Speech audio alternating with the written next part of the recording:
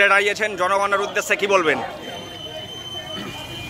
আপনারা জানেন যে ভারতবর্ষ 1947 সালে স্বাধীন হওয়ার পর বিভিন্ন দল ক্ষমতায় এসেছে, কিন্তু জনগণের যে অবস্থা সে দিন দিন সে গরিব থেকে গরিব সর্বহারা শ্রেণীতে পরিণত হচ্ছে। আর একদিকে যে ধন বৈষম্য, মুষ্টিমেয় কিছু লোকের হাতে বিপুল পরিমাণ অর্থ জমা হচ্ছে। এর কারণ হচ্ছে এই দেশের যে শাসক যে দলগুলো বড় দল বলে পরিচিত, তারা ক্ষমতায় গিয়ে এই পুঁজিপতি শ্রেণীকে কর্পোরেট স্তরে তারা উন্নীত করতে সাহায্য করেছে। অর্থাৎ দেশের যে সম্পদ সেগুলো বিনা পয়সায় অথবা জলের দামে একদিকে বিক্রি করছে, অপরদিকে জনগণের উপর যে শোষণের মাত্রা সে বিপুল পরিমাণে বাড়িয়েছে। আপনারা সাম্প্রতিককালে ইলেকট্রাল বন্ড দেখবেন, অনেক বড় দল ক্ষমতাসীন দলের মুখোশ এক্সপোজ হয়ে গেছে।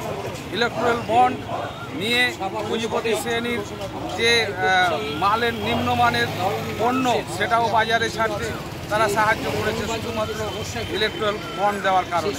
ফলে এইসবের বিরুদ্ধে এসইউসিআই কমিউনিস্টের ধারাবাহিক আন্দোলন চলছে। আমরা এই আন্দোলনের পথ দিয়ে পার্লামেন্ট ইলেকশনে প্রতিদ্বন্দ্বিতা করছি।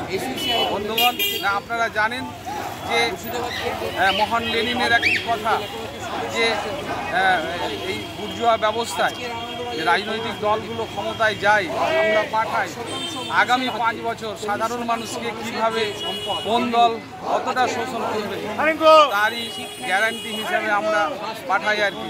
ফলে এই বিষয়গুলো আমরা জনসাধারণের সামনে আজকে নিয়ে এসে সেগুলো দেখাবো যে এই দলগুলো আসলে পুঁজিবাদী ব্যবস্থাকে রক্ষা করেছে এবং পুঁজিবাদী শ্রেণীকে প্রতিষ্ঠা দিয়েছে।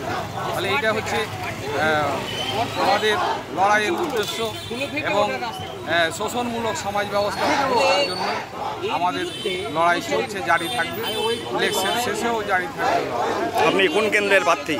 আমি 9 জঙ্গিপুর লোকসভা কেন্দ্রের প্রার্থী, মুর্শিদাবাদ জেলা।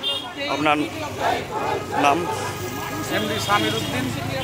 আমি এসইউসিআই কমিউনিস্ট দলের প্রার্থী হিসেবে প্রতিদ্বন্দ্বিতা করছি।